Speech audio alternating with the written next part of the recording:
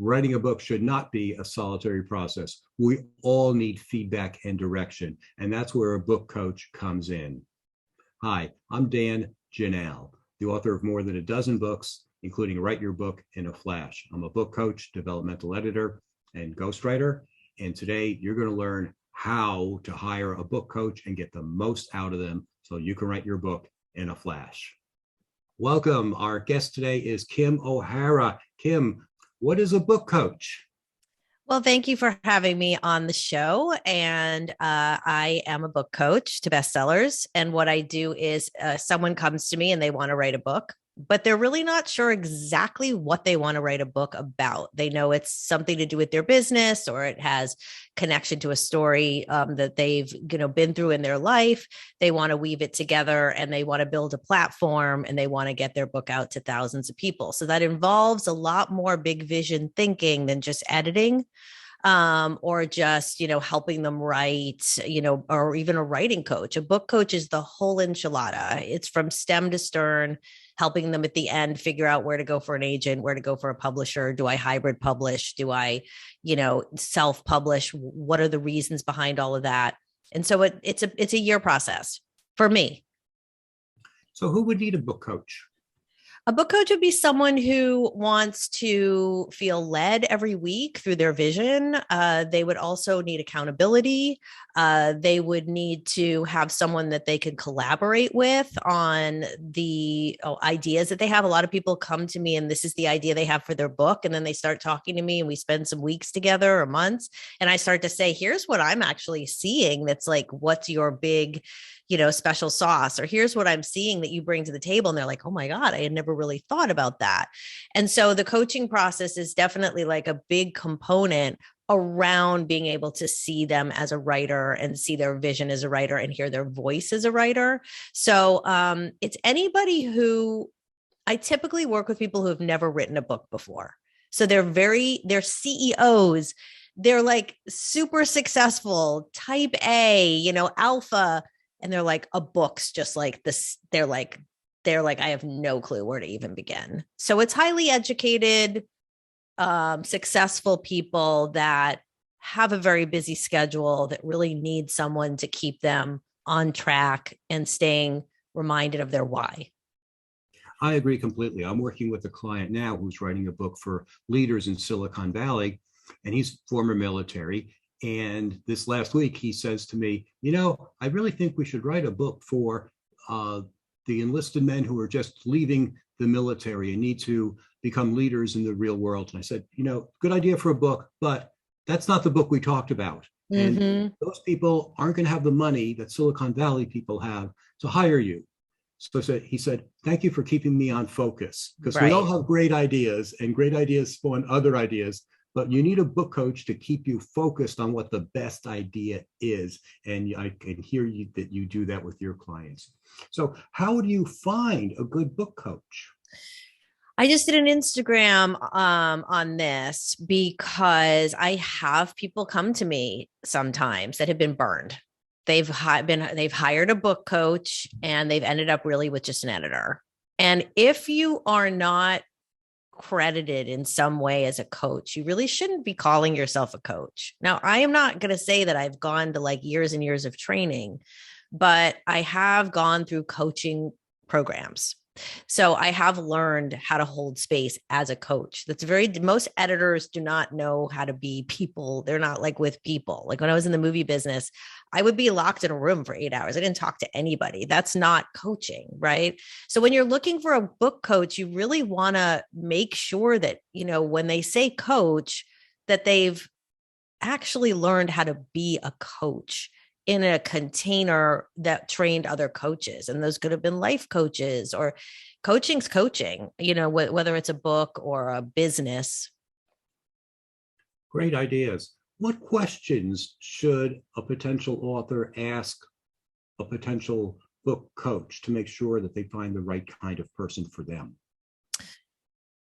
It's a really good question. It's interesting. I don't find when people call me that they ask a lot of questions about me. Maybe it's because I already have such a track record I've been doing this for 7 years. So I feel like my testimonials and everything stand for themselves.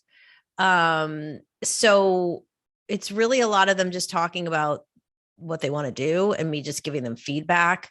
But I was going to say, if somebody wanted to ask questions, it'd be like, how long have you been coaching? Where did you learn how to be a coach? Have you written any books yourself? How many of your clients have been published? You know, how long do you work with clients? Or what are some of the problems that you solve the most for people? That would be a really good question to see what kind of problem solvers they are in the coaching space.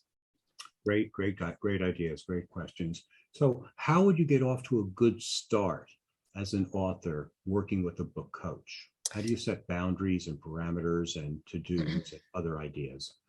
I have, even though I don't do anything cookie cutter, my clients are individual people that come with their own set of needs. I do have a process that is pretty rigid. I'm not loosey-goosey with it at all. So someone comes to me, they talk to me, we do a questionnaire, we look at their reader avatar, we outline for a session, and they get into it and they write every week. It's like, it's not, there isn't a lot of, the boundaries are already preset, before I guess I just work with clients that understand, like, you don't text me in the middle of the night, you don't, but I'm very available. So in terms of boundaries, I would say that before I get off any call with a client, I've pretty much assessed what needs are going to come up for them in the week without me, where they're writing. And so I've already set up for them, if X, Y, and Z should come up for you, reach out to me, send me an email, let me know, let's check in midweek. So, as a coach, it's my job to see where they might need me and then set up the solution for that. So they're not like, oh my God, I don't know, texting me. And, so it's good to set up those boundaries as a coach. Great. I think it's equally important for a book coach to find the right kinds of clients that they can work with.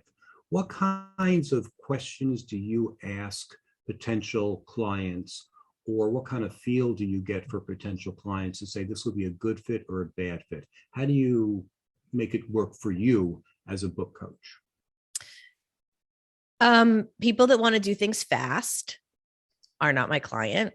So I can assess that pretty soon. People that are more interested in how much money they're going to make in the first conversation when we haven't even written a book, that's probably not my client. I'm not saying that I don't want everybody to make lots of money, but books have such a varied opportunity for income stream that's just shouldn't be like the first conversation. If you're worried about your ROI, then you probably need to maybe write your book faster, like with someone like you, where you could maybe see a return really quick.